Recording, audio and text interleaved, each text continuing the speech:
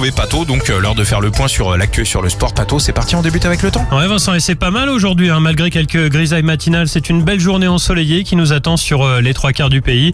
Le temps sera quand même un petit peu plus instable dans le sud-est avec un risque d'orage. Et puis pour demain dimanche, la tendance sera la même avec même une hausse des températures. Alors pour ce matin, il va faire en moyenne 15 en Normandie, dans les Hauts-de-France et en région parisienne, 17 à Strasbourg et sur la pointe bretonne, 18 en Bourgogne et en Occitanie, 19 à Bordeaux, en PACA et dans la vallée du Rhône. Cet après-midi, on attend 15 sur les côtes de la Manche, 18 à Lille, 20 à Paris, à Tours et dans le Grand Est, 22 à Marseille et La Rochelle, 23 à Lyon et 26 du côté de Perpignan. La pollution, la qualité de l'air est moyenne, les indices entre 3 et 5. Que Black, MC Ménor et Joe Edouard Filet qui arrivent pour le son et la Pato, c'est parti pour l'actu. Le sommet Choose France est de retour. Ce lundi, plus de 200 patrons du monde entier sont invités au château de Versailles pour investir en France.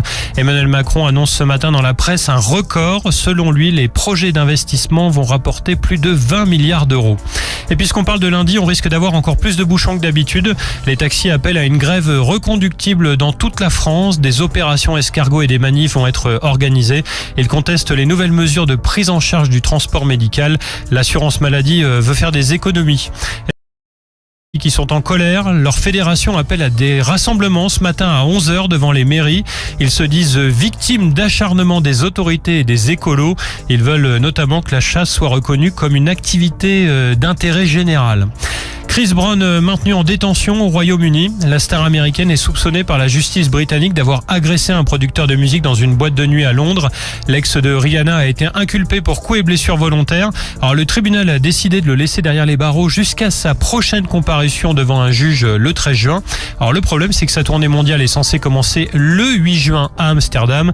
Il est aussi attendu le 5 juillet en France avec Skyrock. On enchaîne avec le sport, Pato. Qui jouera la Coupe d'Europe la saison prochaine? Qui devra passer par le barrage pour rester en Ligue 1? On va suivre la dernière journée du championnat ce soir. Je vous donne toutes les affiches de ce multiplex qui démarre à 21h.